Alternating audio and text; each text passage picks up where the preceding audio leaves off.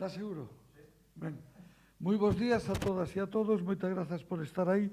Imos a comenzar a comparecencia habitual dos venres. Hoxe temos bastantes temas que tratar, contestarei tamén as preguntas que se formulen, pero, bueno, esta é unha semana moi densa, polo tanto, pois non queda máis remedio que atender. O primeiro tema que quero falar é do anuncio da estación feito no día de onte polo ministro. Obviamente non foi ninguna sorpresa, porque se leva moito tempo traballando isto, porque estaba falado e conocido con anterioridade, e sobre todo foi intenso o traballo desde o mes de agosto para aquí.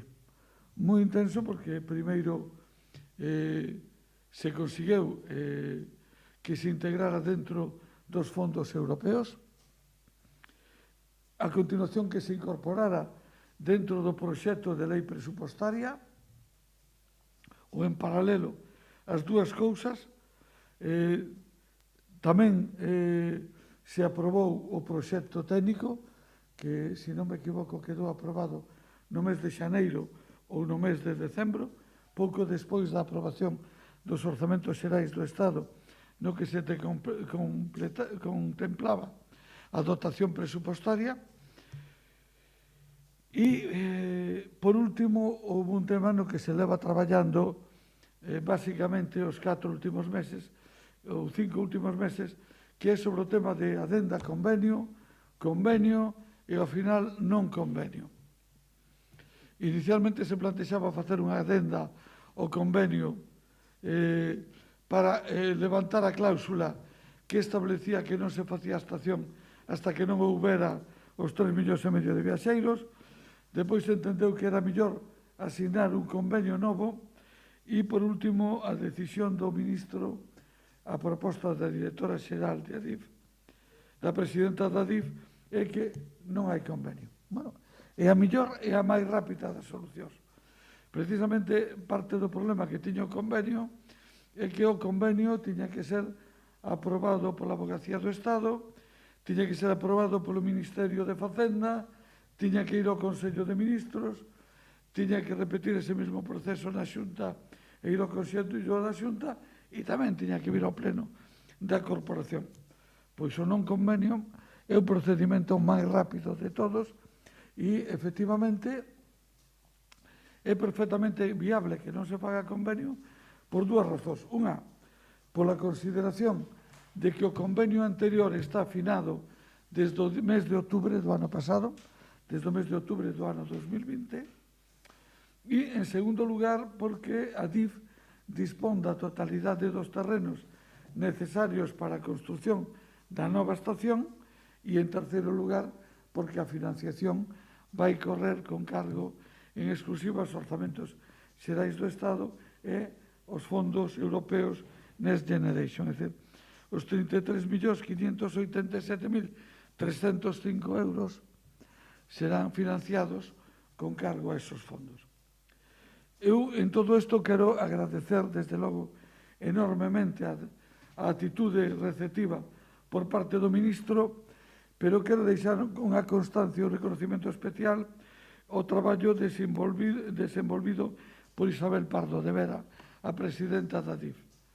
Ela foi entusiasta, ela levou a proposta de financiación para a súa inclusión nos fondos europeos á reunión da Comisión Interministerial que tiña que tomar unha decisión sobre esta cuestión, e ela foi a que máis se esforzou en vistas as dificultades de facer un novo convenio e, sobre todo, a lentificación que eso introducía no proceso, tamén en apoiar e animar a que sin convenio. Pois, bueno, creo que é unha gran noticia para Galicia e para Santiago en particular. Vai permitir casi completar esa zona.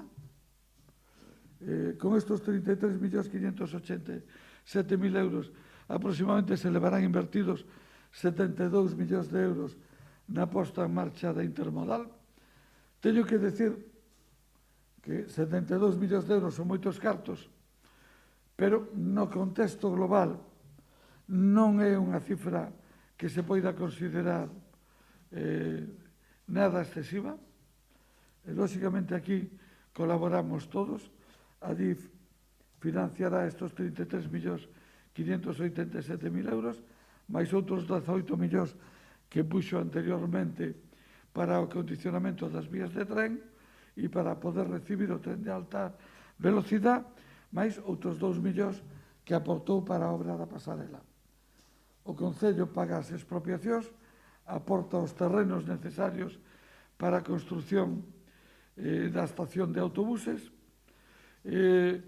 financiou a obra de Clara Campoamor e aportou 2 millóns de euros para a construción da pasarela. Por lo tanto, entre unhas cousas e outras, aproximadamente o Concello de Santiago aportou entre 5 e 6 millóns de euros, que é unha cifra significativa, tendo en conta as diferencias presupuestarias entre uns e outros. E por parte da comunidade autónoma aportou aproximadamente unha cifra que en torno a 14-15 millóns de euros de recursos da propia comunidade autónoma. Por lo tanto, hai unha contribución de moitos. Agora mesmo ven unha fase seguinte, que é a remodelación do hórreo, que tamén será financiada polo Concello, con un coste estimado de 610.000 euros.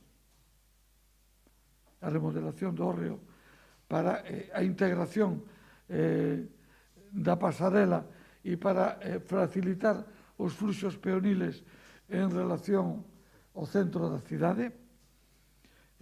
Temos 600.000 euros que espero que poidamos sacar a licitación este mes, si podemos, e como moi tarde, a principios do mes que ven. Bueno, queda moito camiño. O obxectivo é conseguir que no 2024 este completada toda esa zona. Si se pode conseguir no 2023, mellor. A previsión que se manexa é licitar e adxudicar as obras este ano, 2021, iniciar as obras, non sei se a finales do 2021, en todo caso, executalas no 2022 e 2023, e que ao longo do 2024, a ser posible ao principio do 2024, a estación do AVE de Santiago entre en pleno funcionamento. Lembrar que a estación do AVE e a estación intermodal era unha das prioridades, das 5 prioridades, aprobadas unánimemente polo Concello de Santiago, polo Pleno, no mes de xullo de 2019. Por certo, en aquel momento a proposta de Agustín Hernández, que hoxe non está, e que recollían o compromiso asignado na Cámara de Comercio entre todas as formacións políticas. Eran 5 prioridades. Unha delas era a estación, que está encamiñada. Outra segunda eran determinadas infraestructuras, priorizando Orbital e Orbitaliño, que é importante decir que a día de hoxe o Orbital está en obras, o Orbitaliño con previsión de remate en 2023, e o Orbitaliño acaba de ser aprobado recientemente a autorización medioambiental e, por tanto, ahora mismo está en fase de redacción de proxecto. Por tanto, avanzando. E un terceiro tema que estaba dentro desas prioridades absolutas para este mandato, non eran prioridades para un ano nin para un día, e non debían serlo porque viñan despois de 8 anos perdidos en certa medida. A terceira, en materia infraestructural, era xustamente a EDAR. Bueno, se todo vai ben, a finales deste mes de abril se adxudicará a redacción do proxecto, a construción da obra e a xestión durante o primeiro ano de funcionamento. Se todo vai ben, confío en que a finales deste mes de abril, na última semana de abril, se poida adxudicar e seleccionar xa a empresa que se fará cargo do proxecto da construción e da súa xestión e funcionamento durante o primeiro ano, co obxectivo de que en 2026 sea operativo. Por lo tanto, digamos que os tres ámbitos de infraestructuras definidos como estratégicos e prioritarios por todos os grupos hai que reconocer que experimentan un avance notable. Anteriormente, con relación a EDAR, foi a asinatura, como lembrarán, en decembro do convenio, no que se asinaban casi 37 millóns de euros de fondos europeos e 10,8 millóns por parte da comunidade autónoma. Por tanto, a financiación está encaixada. Ben, eu creo que é unha gran satisfacción que todos debemos valorar e reconocer. E, en fin, non vou facer comparacións co que sucedeu antes, porque son demasiado obvias e evidentes. Terceiro tema do que quería falar no día de hoxe. As axudas e a famosa historia dos remanentes. O primeiro que hai que decir é que non é bo repartir algo que aínda non se ten. A experiencia e o que din os nosos pais e os nosos avós, pois ao final se revelou así. Eu lembrábame estes días, na vista da lección que nos dá isto, de algúns que querían pechar o presuposto en setembro, cando non tiñamos nin idea de cales iban a ser os ingresos do Concello. En aquel momento, con absoluta prudencia e sentido común, dixemos que mentras non tuviéramos datos obxectivos, era imposible poñernos a discutir como se repartían unhos cartos que non sabíamos se íbamos a ter ou non. Con este tema, é certo, e xa se explicou, que tiñamos un anticipo de información por parte do servizo competente que nos indicaba que íbamos a poder dispoñer desos 5 millóns de euros. Evidentemente, o que vale non é a información anticipada, sino o que vale é a liquidación firmada. E a liquidación firmada, pois o que nos indica é que o superávit son 9 millóns de euros, dos cales 6 millóns e medio se corresponden con compras e con investimentos aprobados con anterioridade e, polo tanto, non efectuados, pero sí comprometidos, e, polo tanto, quedarían 2 millóns e medio. Realmente, ni siquiera quedan 2 millóns e medio, porque en esos 2 millóns e medio había que ter en conta a conta 413. O que sea profano non saberá o que é a conta 413, pero a conta 413 é a conta que recolle aquelas facturas do ano anterior que por diferentes razóns non se poideron abonar na súa anualidade e que pasan a anualidade seguinte, pero que en realidad son gastos contraídos contra o presuposto do ano anterior. Por tanto, a hora de calcular o remanente real, habría que descontar o saldo de esas facturas que non foron abonadas, que son un pouco máis de 500.000 euros. Por lo tanto, en realidad, o remanente real sería 1.900.000 euros.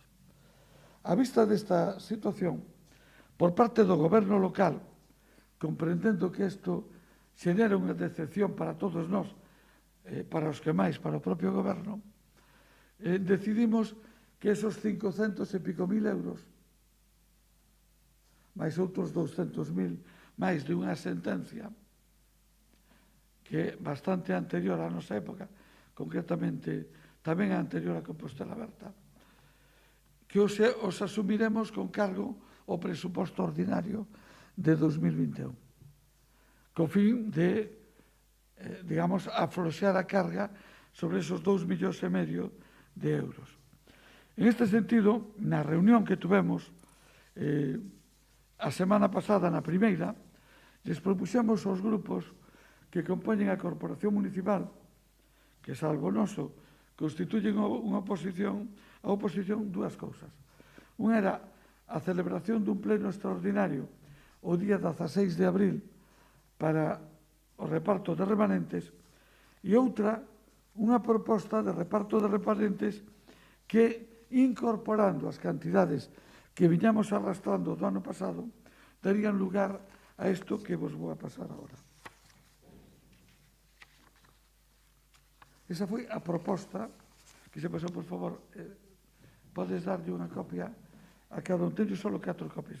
Eu quedome con unha, pero logo, se alguna de vos necesita unha copia, facilito xa ela. Como vedes aquí, dos 2.458.000 euros,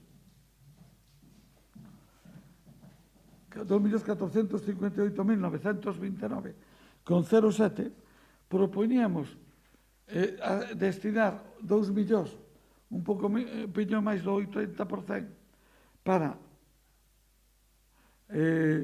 axudas a reactivación económica, e os outros 458.000 decíamos pendientes de asignar, percibindo que se podían destinar indistintamente a investimentos ou se podían destinar a axudas tamén. Por tanto, a espera do que dixeran os grupos. Na columna do lado vedes como quedaría a convocatoria que faríamos agora, sumando os remanentes e sumando as cantidades que dispoñemos por arrastre do ano pasado. Por lo tanto, a convocatoria ascendería a 4.840.000 euros. Nunca na historia de Santiago se fixo unha convocatoria deste calibre. E a única que se parece mínimamente é a convocatoria que fixo o Concello en decembro de 2020 por valor de 2,5 millóns de euros. Decíamos na nota de réplica que lle mandamos a un grupo municipal que esos 2,5 millóns de euros eran máis de 5 veces máis que todas as axudas distribuídas para apoio ao tecido económico por parte do goberno anterior durante 4 anos. É dicir, en unha sola convocatoria, a pasada, repartíamos axudas que, por certo, están pagadas, a día, por suposto, xa pagadas, por un importe 5 veces superior ao de todas as axudas repartidas polo goberno anterior durante 4 anos. E decíamos, polo tanto, que actuara con unha elemental prudencia a hora de facer estas manifestacións. Non lo decíamos porque, como era un tema que se estaba debatindo na Xunta de Voceiros, non queríamos salir públicamente a decir cal era a proposta concreta que presentamos. Porque a proposta concreta multiplica por 10, duplica a de decembro e multiplica por 10 todas as axudas difundidas de promoción económica do goberno anterior durante 4 anos. E estas son a proposta concreta que se presentou. Xa digo, aquí se asignan aproximadamente 4.400.000 euros e 458.000 se deixa aberto para que os grupos poidan facer as súas propostas. Por suposto, nunca o Concello de Santiago fixo na súa historia unha convocatoria que se parecera a esta siquiera, salvo a de decembro do ano pasado. Por suposto, 4.840.000 euros é o 4% do presuposto municipal. Digo isto porque 6 veces máis que a convocatoria da Xunta en términos presupostarios. 6 veces máis, non un 6% máis. Para poñer un exemplo, as axudas de comercio no ano 2018 rondaron os 25.000 euros. Aquí é 1.683.000. Non sei se hai algunha comparación posible. Isto, como mínimo, merece un respeto. E, por certo, non coñezo ningún concello de Galicia que, en términos relativos e absolutos, tampouco realice unha convocatoria desta magnitude. Ningún. Con outra particularidade máis. Da mesma maneira que no ano pasado, nos 3 millóns que se repartiron, foron pagados exclusivamente co cargo o presuposto municipal sin recibir ningún euro de outra administración nin de fondos europeos, dos 4.840.000 euros, 1 millón, é dicir, o 20%, é aportado pola Diputación Provincial. Quero deixar constancia desto. Pero, ainda así, é 80% presuposto municipal, 20% aportación da Diputación. Para dar unha idea, é exactamente a proporción contraria, oposta a de algún concello do noso entorno que as axudas eran un 80% aportación provincial, 20% municipal. Pois aquí é 80% municipal, 20% provincial. Que agradecemos 4.840.000 euros, 4% do presuposto municipal. Bueno, esta é a proposta que presentamos. Bueno, os grupos nos din que queren estudiar máis os temas. Ben, temos que respetar. Nós estamos falando coas asociacións. Eu mesmo me reunirei coas asociacións de comerciantes este luns.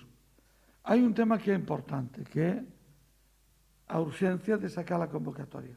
O pleno día 16 xa non é posible. Non se dan as circunstancias. Eu lle pido a todos os grupos que fagamos un esforzo para que poida ir ao pleno ordinario que será o día 29 de abril.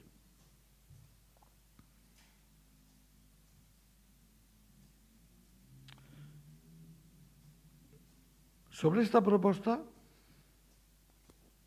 estamos dispostos a aceptar matices. Non a enredar nin non a outras cousas. Nos volveremos a ver os grupos o martes que ven. Eu espero que ao longo da semana que ven poidamos pechar un acordo. Se non é así, o que lle pediremos aos grupos é a colaboración de todos para garantir que a decisión que se tome no pleno do 29 e non se demore máis aló.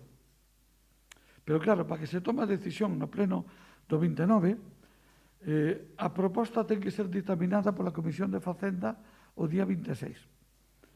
Para que a proposta poida ser dictaminada pola Comisión de Facenda o día 26, a Xunta Municipal de Goberno deberá aprobar a proposta o día 19. E xa hai, e para que a proposta poidera ser aprobada pola Xunta de Goberno, o expediente ten que estar constituído e ten que ter todos os informes técnicos e económicos. Claro, é moi difícil, imposible en realidad, constituir un expediente se non sabemos cal é o contido do expediente. Por lo tanto, o que lle pedimos aos grupos é imos a falar durante esta semana. Se pechamos un acordo, fantástico. Se non pechamos un acordo, teremos que pedirlles a colaboración de todos para que os plazos non sean estritamente os que marca o reglamento, senón automáticamente o pleno se tería que ir a maio.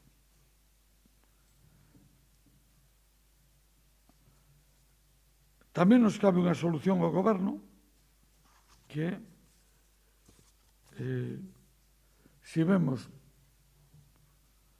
que non se avanza no acordo, pois que o goberno tome unha decisión, construye a proposta e o expediente e o leva ao pleno e logo que o pleno decida o que estime oportuno.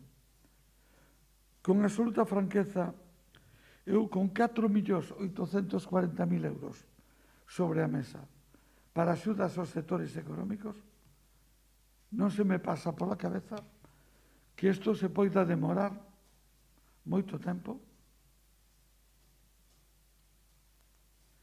ni se me pasa pola cabeza que non se poida aprobar. Esta é a proposta que teñen os grupos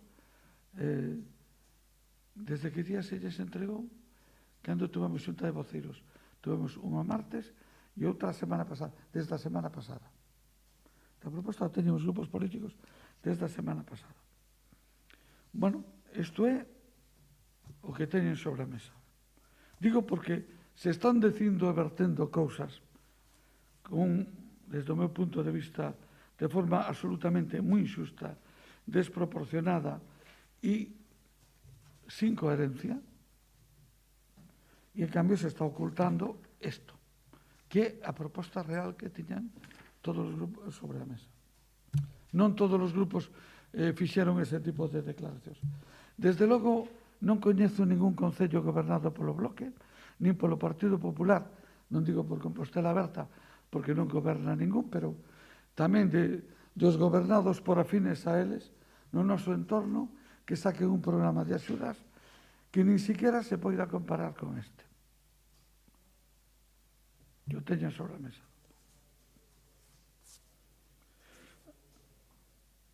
Por lo tanto, eu creo que todos nos debemos sentir orgullosos do esforzo enorme que está a facer a Administración Local de Santiago e que todos aportemos o que consideremos oportuno, pero que saquemos os temas adiante.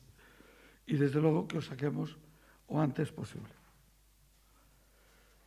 En fin, eu entendo que a pluralidade política pode ser boa para o enriquecimento, pero non é boa cando sirve para, digamos, para outras cousas. E non quero facer máis comentarios. Con relación a outros temas, 3 mensaxes breves. Un tema que se suscitou onte que preguntou Rosa. Conxo. Vou explicar o que pasa con Conxo. En Conxo había unha proposta da época do goberno anterior con un coste de 350.000 euros que basicamente consistía en cubrir a rotonda do Castiñeiriño.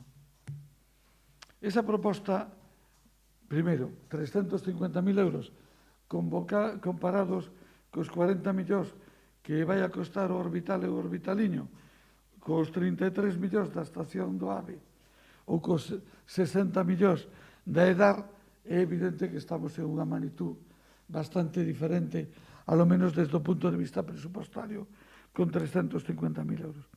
Pero o problema esencial reside en 2 partes.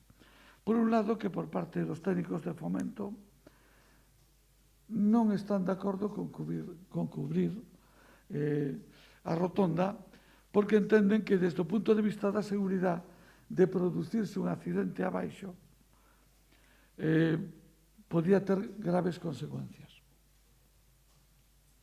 É dicir, ao estar a rotonda aberta é fácil con un camión grúa, se un coche arde, se pasa calquer cousa, retiralo e o fume sale fora. Se eso se pecha, eles les plantexan dúbidas de seguridade. E en segundo lugar, teño que decir que a nós nos pareceu un proxecto pobre. Por lo tanto, o que fixemos é encargarlle a un equipo de arquitectos que encabeza o arquitecto Alfonso Salgado, que, para que nos demos unha idea, son os mismos que están facendo, que se está conocendo como Obradoiro de Conxo, que eles fixeran un estudio, unha proposta de integración desa zona de Conxo co resto de Santiago. Eles están traballando sobre esa hipótesis e a maiores deso añadimos outra porque Conxo é un dos barrios que dentro das declaracións de intereses que se presentan diante do Ministerio a efectos de acollimento aos fondos europeos temos presentada. Ademais, creo que xa temos presentado. Non sei se podo conformar que presentábamos onte a declaración de interés co obxectivo de afrontar globalmente en Conxo varias actuacións orientadas á integración de Conxo dentro do conxunto do tecido urbano da cidade, a recuperación e millora de todas as conexións interiores de Conxo, das vías vinculadas ao río Sar, etc. Bueno, esa proposta está presentada, desconocemos, por suposto, se será seleccionada, e, por lo tanto, se obterá os fondos europeos, pero, en calquer caso, con relación ao proxecto de integración, unha vez que o teñamos, contrastaremos co Ministerio de Fomento e probablemente fagamos unha actuación conveniada entre as dúas partes, na que o Concello asuma unha parte e o Ministerio asuma a outra. Claramente esa rotonda non é satisfactoria. Incluso se eu tuvera que aplicarle un calificativo sería de bastante cutre. Por lo tanto, e desde logo é millorable desde o punto de vista da permeabilidade. Por lo tanto, con ese tema estamos, pero o proxecto que había era, repito, 350.000 euros.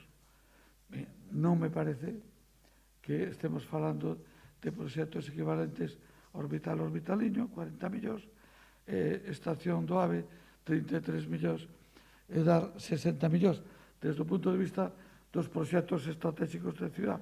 O que non quere dicir que non sea moi importante, pero creo que imos a ter forma de resolvelo millor do que estaba previsto e me temo que tamén máis cara.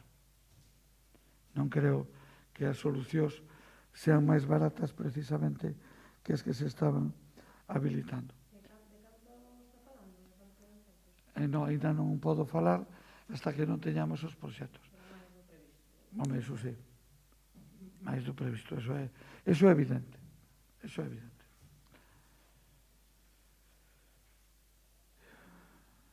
Incluso, probablemente, a aportación municipal teña que ser superior a que teña previsto o Ministerio. A parte de que o Ministerio tamén terá que facer a súa aportación, por suposto. Bueno, aí estamos, pero iso é un pouco o que explica o que está pasando con este tema. Hai outros dous temas sobre os que quería facer un comentario breve. Con relación ao COVID, o dato de positivos que temos do día de hoxe é 57, é o mesmo dato que onte. Bueno, vamos a ver como evoluciona isto. De momento, temos razóns para estar razonablemente satisfeitos. É dicir, Santiago tuvo unha evolución negativa antes de Semana Santa.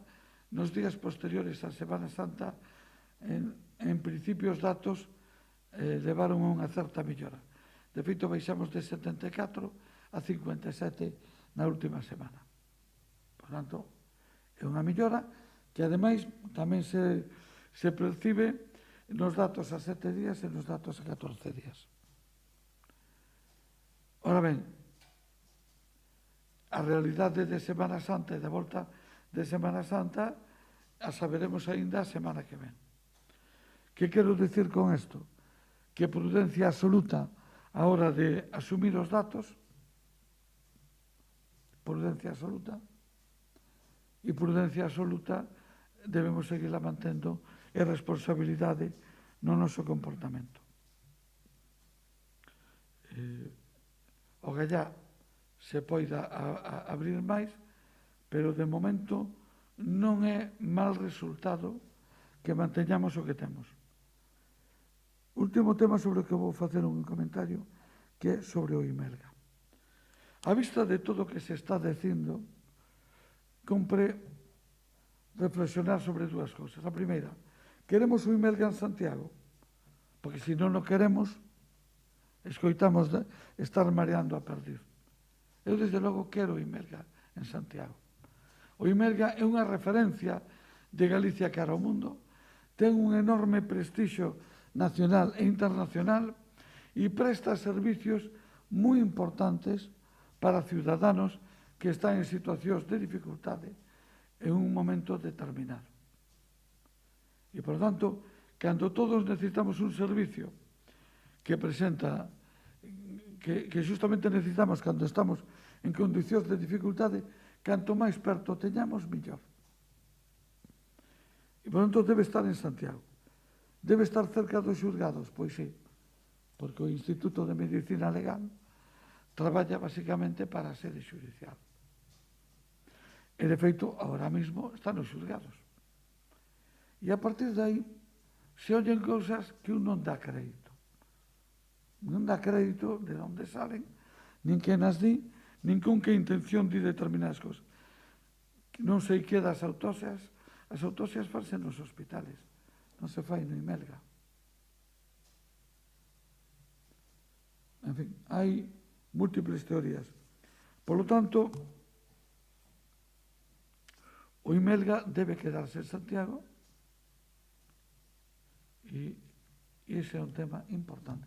E o interés xeral debe prevalecer sempre sobre os intereses particulares. É un criterio que todos deberíamos ter claro, pero polo que se ve non sempre é así. Ou polo menos non é así desde o punto de vista práctico. Por suposto, respetando os dereitos das persoas. Faltaría máis. Sempre con absoluto respeto aos dereitos das persoas. Bueno, non sei se hai alguna pregunta máis. A ver, sobre o posible reparto das remanentes, entendo que non se vai destinar nada ás axudas á cultura.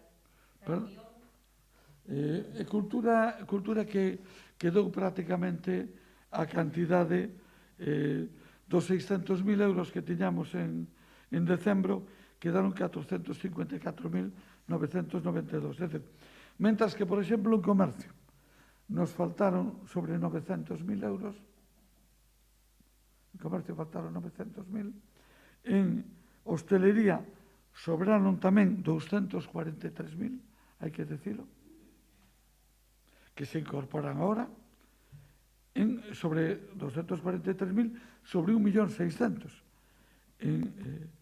En cultura, sobre 600, sobraron 454. Pero xa están repartidos? No. Están a repartir ahora? No, isto é os que temos ahora, para sacar ahora. Que, por certo, isto independientemente de outra convocatoria que imos a facer no Brao. Por lo tanto, este ano, igual que o ano pasado, volverá a haber dúas convocatorias. Unha en primavera, que nos está correndo presa, e outra no Brao. Pero non entendo. Dos remanentes non vai, destes remanentes non vai nada para a cultura. De onde salen esos 450.000? Bueno, non estás concentrada. Sobraron, tiñamos 600.000 en decembro, e só se consumiron 140. Son o que sobra de decembro. Exacto. Pero nos remanentes ahora non se lle... No, porque en principio, tendo en conta que na convocatoria de decembro só se consumiron 140.000 e temos 450.000, que é o triple, pois en principio parece que se verán ser suficientes. No caso de comercio, faltaron 900.000. Por lo tanto, comercio, digamos, o que sale máis primado en este momento. E hostelería, máis ou menos, queda parecido, porque tamén sobrou un pouquiño en decembro. 243.000 sobre 1.600.000. É dicir, en comercio necesitábamos 2 veces e media máis, en hostelería sobrou un 15%, e en cultura sobrou o 75%.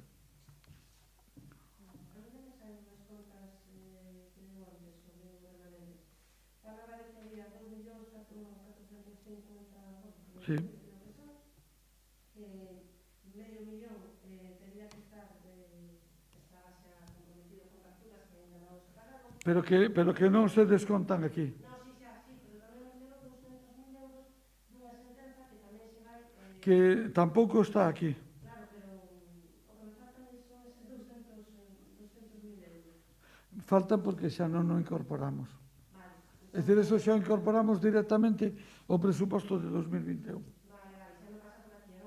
É unha sentencia de un tema que ven dos anos 2012 ou 13, de unha sentencia que cobrou unha parte que non tiña que cobrar e que agora temos un problema aí.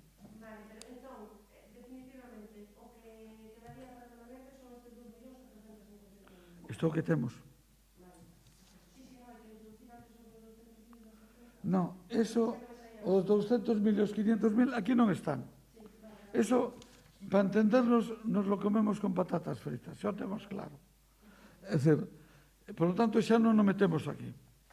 O da sentencia xa o quitáramos antes, porque si non serían 738.000 a cantidad que correspondía a facturas, digamos, que quedaran sin resolver.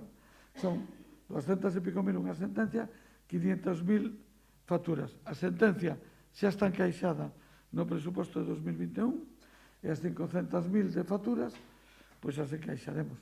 Pois teremos que minorar gastos previstos para 2021 para poder pagar esas facturas.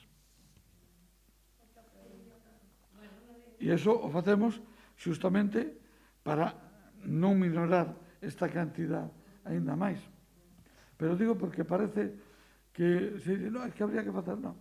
Xa estamos facendo e xa estamos cargando no presuposto de 2021 gastos que en boa lei e sempre foron con cargos remanentes, que a parte correspondente a facturas do ano pasado que quedaron sen pagar. Dices, hombre, isto é do ano pasado.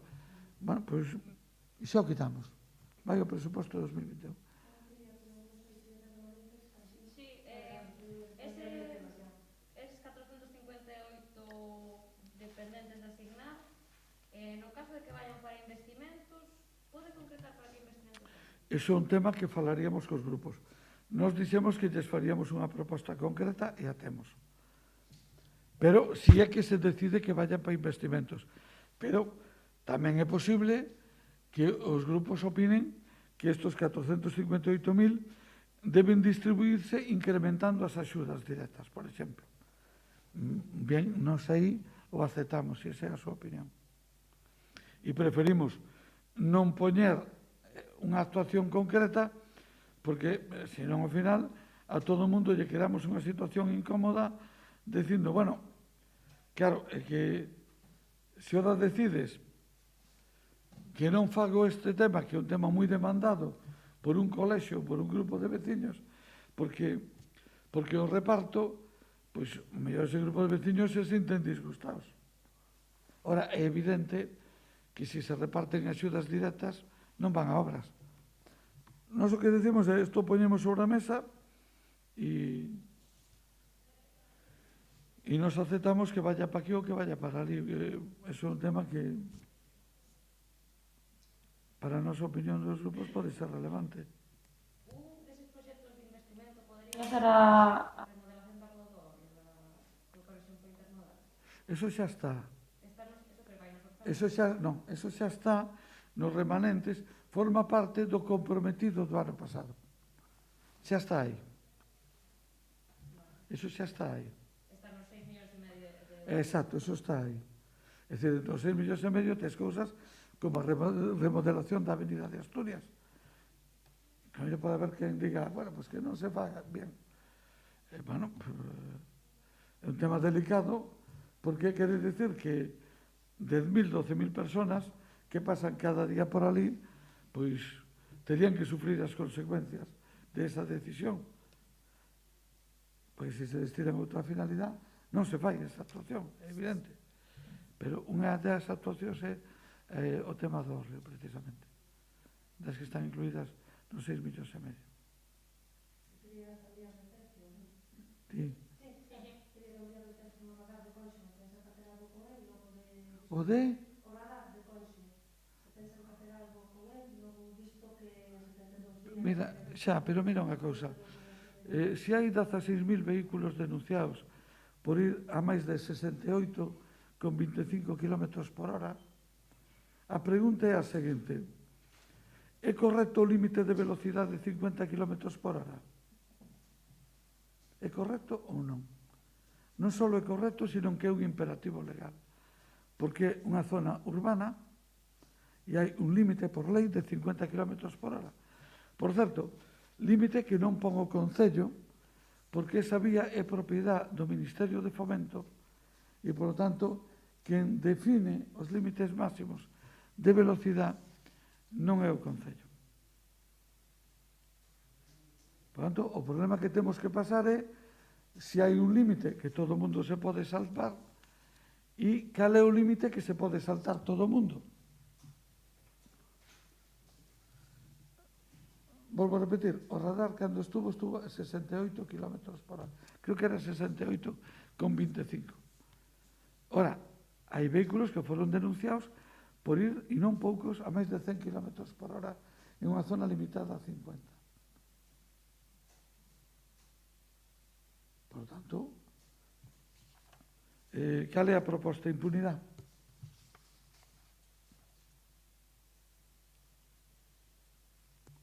Ou a posibilidade de adaptarse, incluso con un certo marxen, o límite legal non se contempla. E volvo a repetir, o límite de 50 km por hora é área urbana, se entra en zona urbana é un límite por imperativo legal. Por certo, por poñerlle un exemplo, como se chama esta rúa amplia da Coruña? Como se chama, hombre? Alcalde Alfonso Molina. Por certo, é o mesmo límite que hai na avenida de Alfonso Molina en Coruña. Por poñer un exemplo, que alguén a pode ver amplísima, porque ten, non sei, 8 carriles. O digo, porque me lembro que ainda pasei onte por ali. Pero o límite son 50 km por hora en tramo urbano. E entón, que decimos? Hai un límite de 50 km por hora, pero é só para figurar. Non se aplica. O límite, desde logo. O radar se colocará sempre que se considere necesario. E a solución que temos que tomar os condutores, porque son usuarios desa vía, é limitar a nosa velocidade.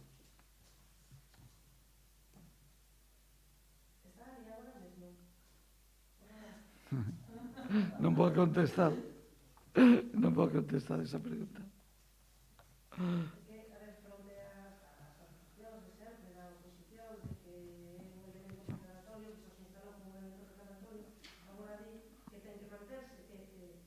Perdona, dixen sempre, e cando vostede mesmo me fixo a pregunta de se non me parecían moitas 17.000 denuncias, eu dixen que sí, pero precisamente o que houbera 17.000 denuncias que pasaban dos 68 km por hora e moitos que pasaban dos 100 km por hora. E máis, eso tamén leva a unha reflexión sobre a que velocidade nos podemos mover no tecido urbano. E non é, ademais, unha cuestión voluntaria. Hai un imperativo legal, que é a Lei de Tráfico e Seguridade Vial, que establece como límite máximo de velocidade en tecido urbano 50 km por hora. É un tema que pode ser opinable, pero é un imperativo legal. É unha lei. Ni siquiera unha disposición municipal, e volvo a repetir, é que, ademais, ni siquiera esa carretera de titularidade municipal, senón do Ministerio de Fomento. A condición que ten é a condición de travesía urbana. Por tanto, eu xa non vou contestar máis, porque está contestado. Non, xa está contestado. Sobre outro tema? Non, xa está contestado. Xa está contestado, Rosa. Que? A ver.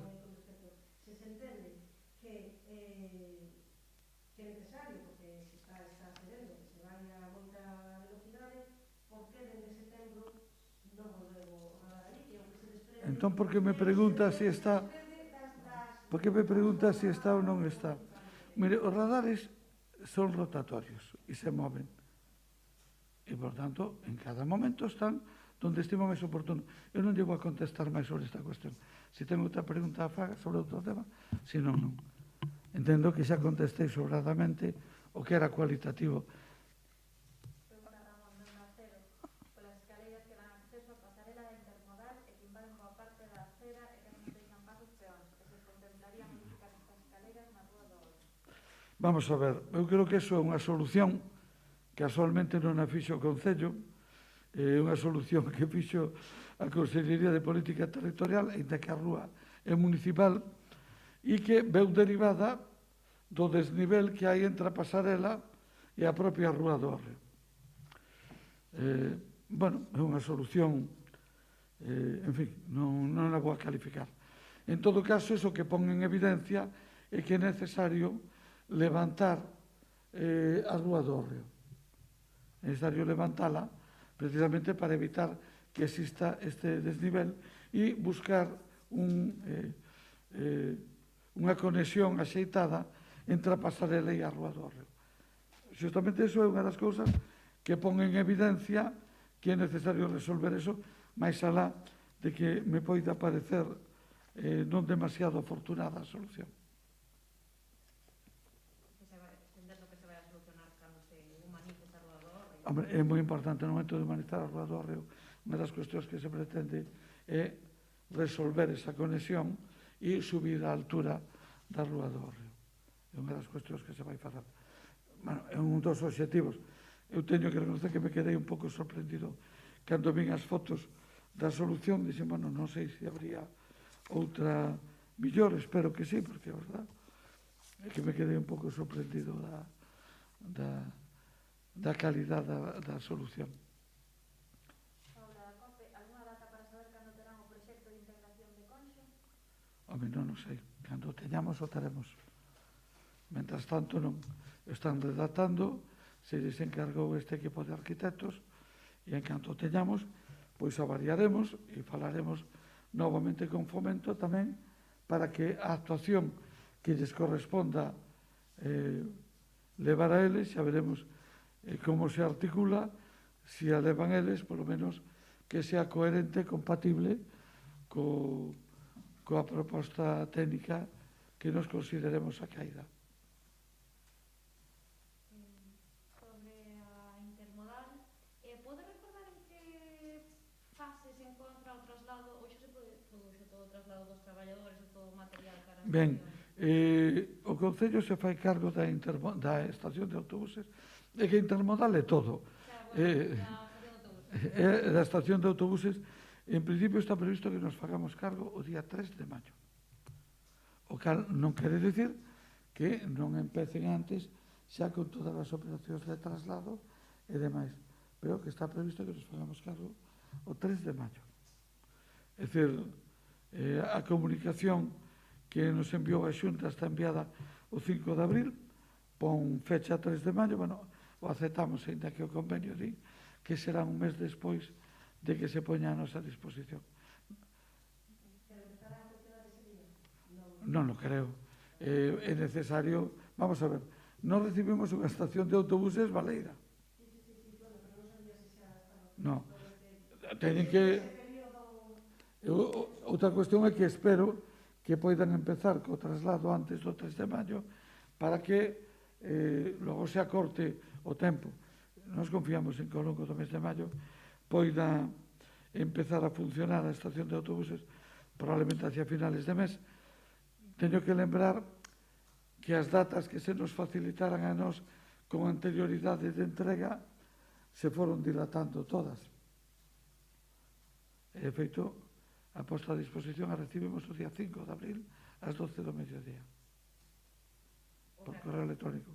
Ese traslado ainda non se está facendo? Ainda non. Na Xunta de Goberno do Luz, o Concello tomará constancia desa cesión e lle ordenará a TUSA que prepare todas as actuacións para o traslado. Me consta que TUSA e que está habendo reunións, ou vai haber reunións entre o Departamento Municipal de Tráfico e Transportes e TUSA coa Dirección Xeral de Mobilidade da Xunta para articular todo ese traslado. Pero claro, volvo a repetir, non recibimos un edificio vacío e ahora hai que montar todos os equipamentos. Que máis?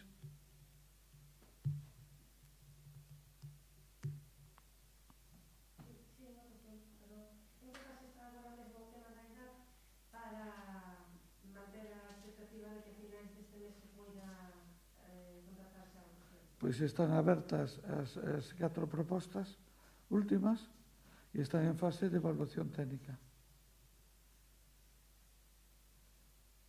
En principio, o dato que nos facilitou a Quaes, que quen leva isto, é que conta con ter aproximadamente en 15 días os informes técnicos. E que, polo tanto, a partir de aí se podía proceder xa ter completados os informes técnicos en estes 15 días e, por tanto, a partir de aí se procedería xa formalmente a selección da empresa.